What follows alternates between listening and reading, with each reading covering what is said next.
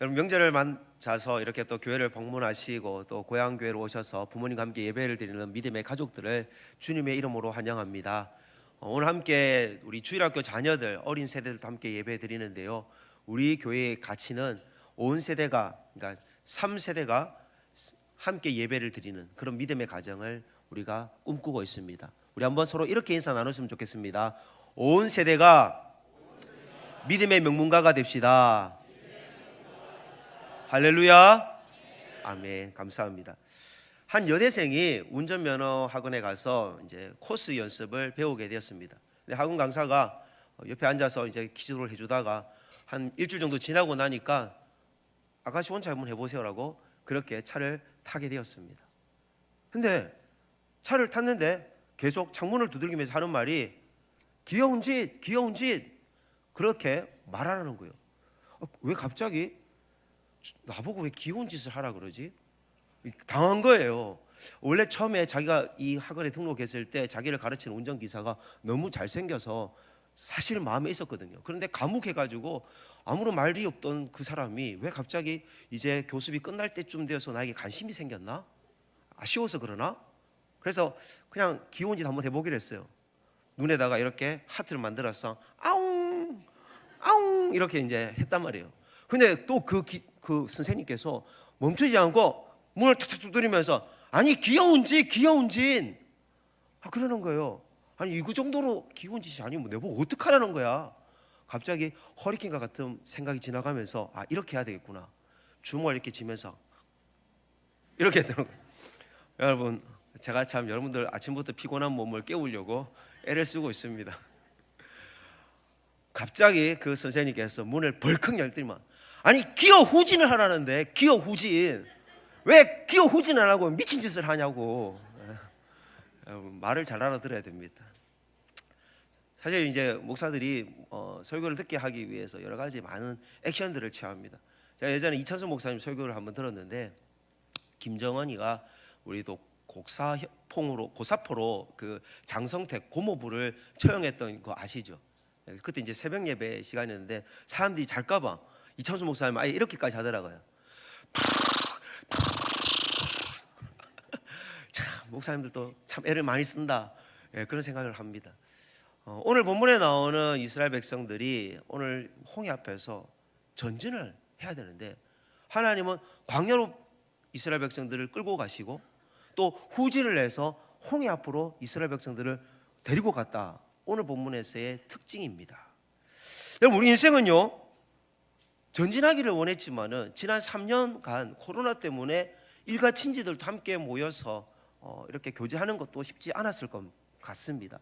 이거 올해 들어서 아마 민족 대이동이 있었지 않았나 그렇게 생각도 해봅니다. 어쩌면 이런 만남의 기쁨을 우리가 그동안 설레고 기다렸는데 우리 인생에 이런 코로나가 준 불편함도 있지만 또 다른 측면에서는 코로나 때문에 심지어 개척교회도 영상 예배를 드리는 실력까지 길러져서 복음을 더 원활하게 전 세계에 전할 수 있는 기회가 되기도 했다는 장점도 있습니다. 오늘 이스라엘 백성들은요 하나님이 상징하는 구름 기둥과 불 기둥, 이거는 이원화시키지 마시고 하나로 생각하셔야 됩니다. 하나님 한 분이시기 때문에 하나님의 임재를 상징하는 낮에는 구름의 모습으로 밤에는 불의 모습으로 추위와 하나님이 보호하시면서 그들을 이정표를 되어주셨는데 이 내비게이션이신 하나님께서 왜 갑자기 출애굽기 13장 18절 말씀에 보면 홍해의 광야 길로 어떻게 했다? 돌려 기어 후진 넣으라는 거예요. 우리는 기어 전진 넣고 앞으로 가고 싶은데 하나님이 후진을 넣으라는 거예요. 13장에서 광야 길로 돌렸다 이 말을 왜 그랬는지 그 뒤에 부분에 보면 이스라엘 백성들은 430년 노예 생활에 있었기 때문에 한 번도 제대로 된 군사 교육을 받은 적이 없습니다.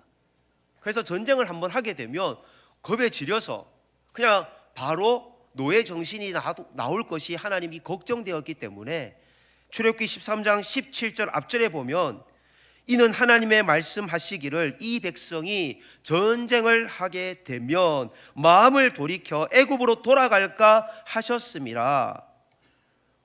또 오늘 우리가 읽은 이 출애굽기 14장에서도요 동일한 단어를 쓰고 있습니다. 출애굽기 14장 2절 말씀에 보니 이스라엘 자손에게 명령하여 돌이켜 너희들 바다와 믹돌 사이에 비하히롯 앞 곧 바알스본 맞은편 바닷가에 장막을 쳐라. 장막을 친다는 건요, 어떤 대형을 갖추고 거기에 주둔지를 만들고 좀 안정적인 시간을 보낸다는 겁니다. 왜 갑자기 그것도 이집트 방향으로 돌아가서 거기에 정착하라는 겁니까? 지금 하루빨리 도망을 가려고 또 시간이 급할 건데, 근데 오늘 이 소식을 바로왕이 듣게 됩니다. 바로왕이 보니까 이거는 기가 막힌 이스라엘 백성들이 도간에 든 지와 같은 대응이었던 겁니다. 왜냐하면 바로 앞에는 홍해가 있죠. 홍해를 건너지는 못할 거니까 우리가 쫓아가기만 하면 물에 빠져 죽든지 우리한테 잡히든지 두 개 중에 하나밖에 없는 거예요. 그러니까 바로가 욕심을 가지고 우리 저들에게 줬던 재산들 다시 빼오자. 저들에게 준 가축들 다시 빼와서 오자. 우리 빈털터리가 아니냐. 그렇게 달려올 수밖에 없었던 것입니다. 바알스본의 위치가 어디냐? 성경학자들은 정확한 위치는 모릅니다. 그러나 저기 지도상에 봤을 때 여러분, 물 모양을 이렇게 표현해 놓은 V자 모양으로 표현해 놓은 지역이 홍해 지역입니다. 그런데 이 집게 손가락에 해당되는 3번 위치에 해당되는 지역이 바로 비하히롯이라고 글자가 적혀 있습니다. 보이십니까? 숫자 3으로 적혀 있는 비하히롯, 거기 바로 앞이 바로 바알스본입니다. 근데 여러분, 바알이란 말은 여러분 아시겠지만은 그 가나안의 신들 이름 중에 하나 바알신, 아세라신 있잖아요. 그러니까 바알을 그 당시부터 섬겼던 지역이었던 겁니다. 그러니까 하나님이 이스라엘 백성들을 바알신을 섬기는 땅 바알스몬으로는 데려가지 않았을 겁니다. 그러니까 그 앞에, 홍해가 앞에 그들을 정박시킨 겁니다. 그런데 지금 오도 가도 못하는 바알 쪽으로도 가지도 못하고 뒤쪽에는 바다가 있고 이집트가 쳐들어올 수 있고 이런 곳에 하나님은 갇히겠다는 겁니다. 왜 하나님은 이런 위험천만한 일을 계획하셨을까요? 왜 하나님은 이런 위험한 길로 인도하셨을까요? 하나님이 이스라엘 백성들을 위해 이런 위험한 일을 하신 이유가 있다는 것입니다. 첫 번째로 우리 한번 따라합시다. 하나님께 운전대를 맡기면 승리할 수 있습니다. 하나님의 진짜 계획은요, 뭐냐? 바로가 갑자기 마음이 오기가 생겨가지고 우리가 이스라엘 백성들한테 다 뺏겨서는 안 된다. 다시 이스라엘 백성들을 잡으러 오게끔 만드는 것이 하나님의 목적이었습니다. 출애굽기 14장 4절 말씀에 보면 내가 바로의 마음을, 여기서 내가는 하나님입니다. 바로의 마음을 완악하게 한즉 바로가 그들의 뒤를 따르리니 내가 그와 그의 온 군대로 말미암아 영광을 얻어 애굽 사람들이 나를 여호와인 줄 알게 하리라 하시매 무리가 그대로 행하리라. 하나님을 믿지 않는 이집트 사람들, 애굽 사람들 눈에 봤을 때는 이스라엘 백성들이 후진하는 순간, 아, 저들은 우리의 밥이다, 저거 다 우리 거다, 이제 우리가 잡으러 가면 된다, 그렇게 생각했습니다. 그래서 출애굽기 14장 3절에 보면 바로가 이런 말까지 합니다. 바로가 이스라엘 자손에 대하여 말하기를 그들이 그 땅에서 멀리 떠나 광야에 갇힌 바 되었다 하리라. 이건 바로만의 생각이 아니라 5절에 보면 신하들도 동일하게 생각합니다. 바로와 그의 신하들이 그 백성에 대하여 마음이 변하여 이르되 우리가 어찌 이같이 하여 이스라엘을 우리를 섬김에서 놓아 보내 얻는가 하고, 조금 전까지 10가지 폭탄을 맞아가지고요 완전 쑥대밭이 되었습니다. 핵폭탄과 같은 10가지 재앙을 받았습니다. 마지막으로 자기의 장자도 죽고 큰아들도 죽고 자기 집에 있는 모든 짐승들, 첫 번째 짐승 초태생들이 다 죽었습니다. 그런데 다시 이런 오기가 생긴 것은 하나님이 그들의 마음을, 자유의지를요 그냥 방임시켜 버린 거예요. 그래서 그들이 악한 생각을 품어 이스라엘 백성들을 그들 것을 강탈하게끔 다시 마음을 먹은 겁니다. 지금까지 그들이 얻은 것은요 이스라엘 백성들의 보수의 노동력으로 얻은 것이었습니다. 어쩌면 그것에 감사하고 축복하고 떠나보내야 되는데 그들에게 얻었던 경제적 이익을 쉽게 내려놓기가, 포기하기가 아까웠습니다. 그래서 하나님께 핸들을 맡긴 이스라엘 백성들은 바로가 봤을 때, 바로의 신하들이 봤을 때는요, 참 어리석다라고 생각해야 할 수 있습니다. 그런데 오늘 성경은요, 그들의 전진하고 또 전진하는 모습을 출애굽기 14장 8절에는요 이렇게 표현을 합니다. 그가 이스라엘 자손의 뒤를 따르니 이스라엘 자손이 어떻게 나갔다고요? 담대히 나갔다는 겁니다. 여러분 성경을 한번 담대히에 대해서 여러분 성경 구석에 담대히를 뭐라고 관주로 적혀 있는지 한번 보시겠습니까? 한번 보실래요? 뭐라고 적혀 있나요? 희자라고 되어 있고 높은 손으로 여러분 적혀 있습니까? 네, 높은 손으로. 그러니까 우리가 담대히 나갔단 말이 무슨 말이냐? 높은 손으로 나갔다는 거야. 우리가 예를 들어서 높은 손으로 나갔단 말이 이런 표현이겠죠. 430년 노예생활을 했는데 이제 자유인이 된 거예요. 자유 시민이 된 거예요. 그러면서 손을 들고 와 이제 드디어 우리는 자유다. 여러분 제가 쇼생크 탈출의 영화의 한 컷이에요. 오랫동안 감옥 생활하는 사람이 이제 자유인이 되었을 때 그 쏟아지는 비를 맞으면서 나는 자유인이 됐다. 그 울부짖음과 같은 겁니다. 그런 정말 자유로워서 그 마음을 들뜬 마음으로 담대히 지금 나왔습니다.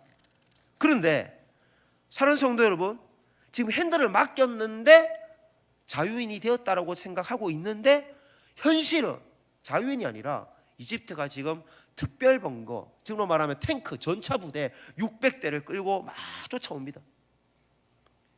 지금 당장 문제가 해결되어도 힘든 상황인데 하나님이 우리에게 더 큰 수렁으로 집어넣고 하나님의 운전대를 네가 믿어봐, 너의 운전대를 네가 지지 말고 하나님 나에게 맡겨봐, 하나님 말씀하신다라고 여러분 생각해 보십시오. 우리 앞에 지금 눈앞에 홍해가 있고 뒤에는 절벽이 있고 여러분 오도 가도 못하는 그런 상황인데 여러분 하나님께 운전대를 맡길 수 있으십니까? 하나님을 믿지 못하면요 그 핸들을 절벽 가운데로 갈 수도 없고 홍해 가운데로 가라는 하나님 말씀에도 순종할 수 없습니다. 그런데 오늘 하나님은요 이스라엘 백성들 보고 홍해로 들어가라 얘기하시는 겁니다. 사람들은요 지금까지 모세가 자신들의 핸들링을 하는 사람으로 생각을 했습니다. 모세가 자기의 인도 잘하고 생각을 했습니다. 출애굽기 14장 11절에 보면요 두 번이나 같은 말을 반복합니다. 그들이 또 모세에게 이르되 애굽에 매장지가 없어서 당신이 우리를 이끌어내어, 또 더 뒤에 보십시오. 어찌하여 우리를 애굽에서 이끌어내어. 지금 하나님이 이끌었다라고 고백합니까? 모세가 이끌었다라고 고백을 합니까? 모세가 이끈 거예요. 모세가 이끌었기 때문에 하나님이 인도하는 것을 그들은 보지 못했던 겁니다. 지금 여러분의 인생을 여러분이 이끌고 있습니까? 여러분의 부모님이 이끌고 있습니까? 아니면 하나님이 이끌고 계십니까? 여러분의 인생 각자의 우리 어린 아이들 한 명 한 명까지 부모님이 양육하는 것 같아도 그들을 향한 하나님의 인도하심은 하나님이 주관하고 계심을 믿으시기를 소망합니다. 오늘 하나님은 여러분을 인도하기를 원하고 계십니다. 그런데 우리가 하나님께 운전대를 맡기면 불안하니까 믿음이 없어서 맡기지를 못하는 겁니다. 애굽의 특별 전차를 타고 빠르게 바로가 달려왔습니다. 바로의 생각에는요 우리가 저들보다 빠르니까 우리는 전차, 저들은 도보, 누가 더 빠르겠습니까? 당연히 바로가 생각할 때는요 우리가 이길 수 있다. 자신의 전차 핸들을 자기가 잡고 달렸습니다. 그러나 이스라엘 백성들은요 모세의 말을 믿고 하나님께 핸들을 맡기고 도보로 노약자도 있고 어린아이도 있는데 가축까지 딸려있는 그 대가족이 약 200만이라 할 수 있는 사람이 몇 열 종대로 이렇게 줄을 지어서 홍해를 건넌지는 알 수 없지만 그들은 동일하게 홍해로 들어가서 그렇게 동일하게 바로의 군사들도 홍해로 들어왔지만 이스라엘 백성들은 한 명도 죽지 않았으나 이스라엘 백성들을 따라 홍해로 들어왔던 애굽의 군사들, 이집트의 군사들은 다 수장되었다는 것입니다. 다 물에 빠져 죽었다는 것입니다. 여러분 하나님께 여러분의 운전대를 맡기실 수 있는 여러분 되시기를 축복합니다. 두 번째로 우리가 하나님께 핸들을 맡기면, 운전대를 맡기면 안전을 경험할 수 있습니다. 우리 한번 따라합시다. 하나님께 운전대를 맡기면 안전합니다. 여러분, 이스라엘 백성들이 후진했던 그곳은요, 이스라엘 백성들에게 위협과 위기의 장소였습니다. 하나님이 보실 때는 그러나 그곳이 위험한 곳이 아니고 안전한 곳이라는 겁니다. 오히려 더 안전한 것이 무엇인지를 보여주기 위해서 이스라엘 백성들에게 위험한 곳으로 데리고 간 것입니다. 1942년 11월 28일에 보스턴의 한 나이트클럽에 화재가 발생되어져서 492명이나 죽었고 그 중에 130명이 살았습니다.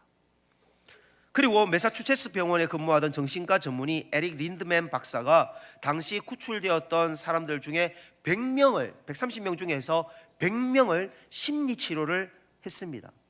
그런데 심리치료하면서 뜻밖의 결과가 나왔습니다. 설문에 응한 사람 중에 85명이 고난 때문에, 15명 말고요, 85명이 고난 때문에 오히려 나는 축복을 깨닫게 되었습니다. 나쁜 습관을 고쳤고요, 부부관계가 좋아졌고요, 하나님을 찾게 되었다고 합니다. 고난 때문에 자신의 삶이 얼마나 가치 있는지를 다시 깨닫게 되었고, 한번 생명을 잃어봤기 때문에 그 생명의 가치를 낭비하지 않는 인생을 살게 되었다는 겁니다. 명절, 사실 좋은 날입니다. 명절, 좋은 날, 우리에게는 어울리지 않는 단어를 씁니다. 명절 증후군이라는 단어를 쓰지요. 모든 여성들은 음식 장만과 대가족들의 식사 준비로 많은 스트레스를 받습니다. 그리고 편하지 않은 친인척과의 덕담 속에서 같이 돋친 말로 인해 명절을 끝나고 나서 마음 한켠에 여러 가지 친척들로 들었던 말로 인해 상처를 받는 가족들도 있습니다. 그리고 명절이 끝난 후에 예민해지고 피로감을 호소합니다. 그 중에 하나도 뭐가 있느냐? 고속도로 장거리 운전을 하기 때문에 피곤해서 그렇게 멀미도 느끼는, 또 그렇게 또 운전하다 보면 그런 피곤함을 느끼기도 합니다. 저 같은 경우에도 집이 조금 먼 곳에 있는 것 같습니다. 인천에서는요. 제가 좀 엄살을 부린 것 같기도 해요. 저보다 더 먼 곳에 계신 분도 계시는데, 아무튼 명절 여러분들 피곤하지 않고 여러분 안전하게 또 운행하시고 가족들을 만나고 잘 다녀오시기를 바랍니다. 근데 명절에 이 스트레스를 여러분 하나님께 한번 맡겨보시지 않겠습니까? 여러 가지 가족들을 만나면서 스트레스를 받을 수 있는 어떤 이유들이 있지만, 특별히 안 믿는 가족들 때문에 여러분들이 스트레스를 받을 수 있지만, 그때 하나님이 여러분의 행전대를 붙잡고 계신다는 것을 믿고 온유와 사랑으로 그리스도인다운 품격으로 여러분 한번 섬기고 오는, 그리고 넉넉하게 섬기고 오는 우리 모든 용현동교회 식구들이 될 수 있기를 축복합니다. 믿음과 감사가 우리 안에 있으면요, 이 명절 증후군도 우리가 너끈하게 이길 수 있을 것이라 저는 믿습니다. 서울대 소비 트렌드 분석 센터가 발간했던 책 트렌드 코리아 2023년 책에 보면 원래는 이런 증상이 있다는 거예요. 피터팬 정신 어떤 증상과 네버랜드 신드롬이 있다라는 것을 예견을 했습니다. 여러분 피터팬은 뭔지 아시잖아요. 동화에 나오는 피터팬은 생각이 어린아이와 같은 그런 생각을 얘기합니다. 다시 말해서 성인아이와 같다는 거죠. 그러니까 성인아이는요, 자기가 어른인데 어른의 역할과 기준을 감당을 못하고 책임을 회피하고 아기와 같이 자기 중심적인 그런 행동을 강화한다는 겁니다. 그러니까 앞으로 원래 시대 트렌드가 전부 다 사람들이 점점 이타주의가 아니라 이기주의적으로 더 변화된다는 것입니다. 왜? 마스크를 쓰면서 벌써 자기 속을 가리잖아요. 그러니까 사람들이 속을 보이지 않는 거예요. 이제 이기적이게 되는 거지요. 그리고 요즘은 존경할 만한 진짜 어른들을 어디에서 만나기가 쉽지 않다는 겁니다. 어른이기에 또 존중하는 MZ세대도 아니지 않습니까? 여러분 요즘 젊은 세대들이 어른이라고 자리 잘 비켜드리고 존중합니까? 그런 가정들도 자녀 교육 잘 받은 가정도 있지만 다 그렇지는 않지 않습니까? 오늘 우리가 하나님이 우리를 보호하시는 이 세상에서 어떻게 하나님이 보호하는 삶을 누릴 수 있느냐? 세상은 좀 더 이기적으로 변화되고 있지만 하나님이 보호하시는 곳을 어떻게 경험할 수 있느냐? 그것은요, 하나님께 핸들을 맡기면 가능합니다. 출애굽기 14장 21절 말씀을 우리 함께 읽겠습니다. 시작. 모세가 바다 위로 손을 내밀매 여호와께서 큰 동풍이 밤새도록 바닷물을 물러가게 하시니 물이 갈라져 바다가 마른 땅이 된지라. 아멘. 지도 한번 보도록 하겠습니다. 우리 지도 한번 보여주세요. 자, 여기 물이 이렇게 돼 있는 부분, V자로 된 부위가 여러분 홍해입니다. 홍해. 자, 그런데 홍해 글자가 지금 이 요쪽 가운데 손가락과 집게 손가락 요쪽 지점에 보면 홍해라고 지금 글씨가 있어요. 미디안이라고. 여러분 보이시나요? 화면이 잘 안 보이면 화면 좀 큰 걸로 다음에는 바꿔 놓도록 하겠습니다. 예. 근데 이 홍해라는 곳에서 물이 동쪽 바람이 불면 지금 이쪽 제가 보는 지도상에는 여러분 이쪽이네. 그러니까 이쪽이 동쪽이니까 이쪽이 저쪽이에요. 동쪽에서 이렇게 바람이 밤새도록 분 거예요. 그러니까 지금 이쪽 손가락에 있는 부위에서는 모르는 거예요. 바람이 불어서 이쪽 물이 이쪽으로 넘어오고 있는지를 전혀 모르고 있습니다. 그러나 하나님은 이스라엘 백성들이 모르고 있지만 이쪽 지역에 있는 모든 홍해의 물을 동쪽 바람을 불어서 서쪽으로 보내면서 홍해 물을 비워가지고 건너갈 수 있도록 하나님은 하셨다는 사실입니다. 여러분 이해가 되시나요? 이스라엘 백성들은 모르고 있지만 하나님은 밤새도록 불게 하셔서 그들이 새벽녘에 그 길을 마른 땅같이 건널 수 있도록 하신 겁니다. 여러분 바다는 여러분 아시겠지만 한번 그 뻘이라는 지역도 있고 해서 마른 땅이 되려면 어느 시간이 지나야지 뻘이 굳어집니다. 그 마른 시간을 하나님은 필요로 하셨기에 급하고 강한 바람, 큰 동풍이라고 오늘 성경이 표현되어져 있습니다. 하나님께서 우리를 그런 바람과 같은 은혜로 성령의 바람으로 오늘 또 우리를 붙잡고 계시는 줄 여러분 믿으시기를 바랍니다. 마른 땅을 육지처럼 건넜던 하나님의 그런 축복, 어쩌면 이스라엘 백성들의 인생만 그런 것이 아니라 우리의 인생에도 하나님께서 우리의 운전대를 하나님께 맡기면 내가 너에게 그렇게 해 주시겠다는 것입니다. 그런데 이스라엘 백성들은요, 오늘 지금 앞에 홍해가 있고 바람이 부는 것을 느끼지 못하는 그런 시점에서 모세에게 항의를 해요. 왜 애굽에 매장지가 없어서 우리를 애굽에서 죽게 하면 되지 왜 이곳에 와서 우리를 죽게 하느냐? 우리를 내버려 두지 왜 우리를 애굽 사람들을 섬기게 내버려 두면 될 거를 왜 우리가 애굽 사람들에게 밉상이 되게 했느냐? 우리가 애굽 사람들을 섬기는 것이 광야에서 죽는 것보다 낫겠다. 이런 백성들의 거센 항의와 불만, 비난이 모세에게 막 화살처럼 쏟아지기 시작합니다. 모세에 얼마나 자괴감이 들었을까요? 하나님, 내가 이러려고 언제 모세로서 지도자가 된다고 했습니까? 모세는 너무 마음이 아팠을 겁니다. 그래서 모세가 뭘 했을까? 하나님께 기도했겠죠. 모세라는 스트레스를 받아서 하나님께 기도를 했을 겁니다. 그런데 오늘 하나님께서는 뭐라고 얘기하느냐? 모세에게요. 출애굽기 14장 14절입니다. 여호와께서 뭐라고요? 너희를 위하여 싸우시리니 너희는 가만히 있을지니라. 할렐루야. 여러분 하나님이 우리를 위하여 싸우시는 것을 여러분들 믿으시기를 축복합니다. 광야가 끝날 때까지 하나님은요, 우리의 인생에 우리가 마지막 인생의 종착지인 광야의 끝자락에서까지 우리를 보호하시고 계십니다. 여러분 그러나 때로는 불과 구름 기둥 우리를 인도하시지만은 성령의 불과 성령의 구름 기둥 우리를 인도하시지만은 우리 눈앞에는 홍해가 있을 수 있고 애굽의 군대를 만날 수 있습니다. 그러나 우리가 그때 기도할 것은 모세와 같이 손을 들고 지팡이를 내밀며 하나님 홍해를 갈라주시든지 아니면 홍해를 없애주시든지 하나님 그렇게 기도하는 사람이 되어야 될 줄 믿으시기를 바랍니다. 하나님이 기도할 때요, 이스라엘 백성들을 쫓아오던 그 애굽의 군대가 흑암으로 갑자기 변하고 이스라엘 백성들은 밝은 대낮으로 바뀌게 해가지고 애굽의 사람들이 어느 방향으로 가야 될지 길을 찾아오지 못하게끔 하나님이 막으셨어요.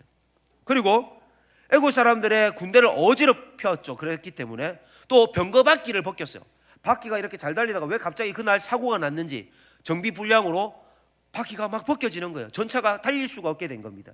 그리고 마지막에는요, 이스라엘 백성들이 다 건넌 후에 새벽녘에 그 바로와 그의 신하들이 들어왔을 때 애굽의 모든 군대가 물에 빠져 죽게끔 하나님께서는 그 바닷물을 원위치 시켜버렸습니다. 누가 감히 바다를 가를 것이라 생각했고 누가 감히 바다를 다시 원위치시킬 것이라 생각했겠습니까? 여러분, 하나님은요 불가능이 없습니다. 우리 인생에 많은 문제들이 있지만 하나님께 맡기시면 모든 문제를 우리가 너끈하게 이겨낼 수 있습니다. 여러분, 세 번째입니다. 기도만 하지 말고 기도하면서 행동하십시오. 오늘 모세는요 사실 처음에 기도했어요. 하나님, 저들이 저한테 지금 따지는데 어떻게 하면 좋습니까? 그때 기도할 때 모세에게 하나님께서 15절과 16절 이렇게 얘기합니다. 여호와께서 모세에게 이르시되 너는 어찌하여 내게 부르짖느냐? 왜 너 기도만 하고 있느냐? 이스라엘 자손에게 명령하여 앞으로 나아가게 하고 지팡이를 들고 손을 바다 위로 내밀어 그것이 갈라지게 하라. 이스라엘 자손이 바다 가운데서 마른 땅으로 행하리라. 여러분, 한번 사진을 보여드리겠습니다. 모세가 이렇게 했다는 거예요. 여러분, 이렇게 좋은 명절날 여러분 스트레스 받지 마시고 여러분의 가치관을 바꾸시기를 바랍니다. 내 주변의 상황이 아무도 예수 안 믿어서 내가 명절날 늘 스트레스를 받지만 여러분 불평하지 마시고, 여러분 내가 할 수 없지만 하나님 우리 가문을 저렇게 갈라지게 하시는 복음의 역사로 변화시키는 은혜를 주실 것이라 여러분 믿고 명절 보내러 가시기를 축복합니다. 사랑하는 성도 여러분, 우리는요 믿는 자지만 믿음이 약해서 두렵습니다. 저도 믿음이 약해서 두렵습니다. 저도 믿지 않는 친척들을 아직도 복음을 시켜야 될 그런 아버지에게 받은 유업이 있습니다. 여러분, 두려움 앞에 무릎 꿇지 마십시오. 기도의 손을 드십시오. 그리고 여러분, 그 두려움은요 실체가 없는 두려움인데 사단이 주는 헛된 허상입니다. 그것에 여러분 머리를 숙이지 마시기를 바랍니다. 제프 딕슨의 우리 시대의 역설이라는 시에 이런 내용이 있습니다. 건물은 높아졌지만 인격은 더 작아졌다. 고속도로는 넓어졌지만 시야는 더 좁아졌다. 소비는 많아졌지만 더 가난해지고 더 많은 물건을 사지만 기쁨은 줄어들었다. 더 편리해졌지만 시간은 더 없어졌다. 학력은 높아졌지만 상식은 부족하고 지식은 많아졌지만 판단력은 모자라다. 전문가들은 늘어났지만 문제는 더 많아졌고 약은 많아졌지만 건강은 더 나빠졌다.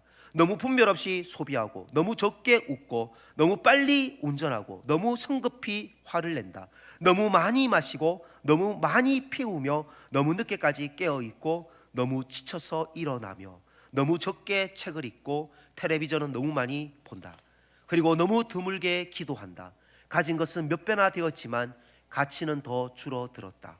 말은 너무 많이 하고 사랑은 적게 하며 거짓말을 너무 자주 한다. 생활비 버는 법은 배웠지만 어떻게 가치 있게 살 것인가는 잊어버렸고 인생을 사는 시간은 늘어났지만 시간 속에서 삶의 의미를 찾는 법은 상실했다.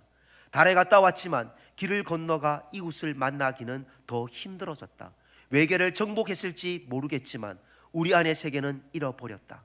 공기청정기는 갖고 있지만 영혼은 더 오염되었고 원자는 쪼갤 수 있지만 편견을 부수지는 못한다. 자유는 더 늘어났지만 열정은 더 줄어들었다. 키는 커졌지만 인품은 왜소해지고 이익은 더 많이 추구하지만 사람과의 관계는 더 나빠졌다. 세계 평화를 더 많이 이야기하지만 전쟁은 더 많아지고 여가 시간은 늘어났어도 마음의 평화는 줄어들었다. 여러분 어떻습니까? 여러분 돼지 사진 한번 보여드릴게요. 이 돼지를 여러분 한번 보시면요 특징이 있습니다. 목이 있습니까? 없습니까? 목이 없어요. 돼지는 그래서요 이렇게 보기 때문에 목이 이렇게 해서 하늘을 볼 수 없다고 합니다. 돼지가 하늘을 보려면 어떻게 해야 되느냐? 발랑 뒤로 뒤집어지면 됩니다. 누우면 이제 볼 수 있는 거예요. 죽을 때 돼야지 이제, 아니면 잠잘 때 돼야지 하늘을 볼 수 있겠죠.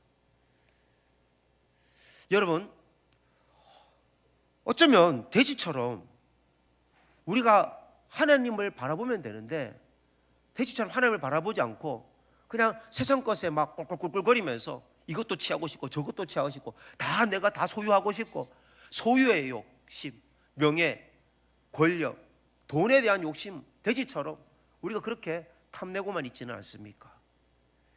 우리 인생에 하나님께서 시련을 주시는 이유는요 내가 그렇게 하나님을 바라보지 않고 자꾸 땅만 바라보면서 먹을 것이 없나 꿀꿀꿀꿀 거리고 있는 그것이 보기가 안쓰러워서 네가 넘어져도 십자가 앞에 넘어져서 한번 하늘을 바라보라고, 하나님께 한번 매달려 보라고, 기도해 보라고, 너의 인생의 문제 앞에서 네가 낭망하지 말고 나를 한번 보라고 주님은 말씀하고 계십니다.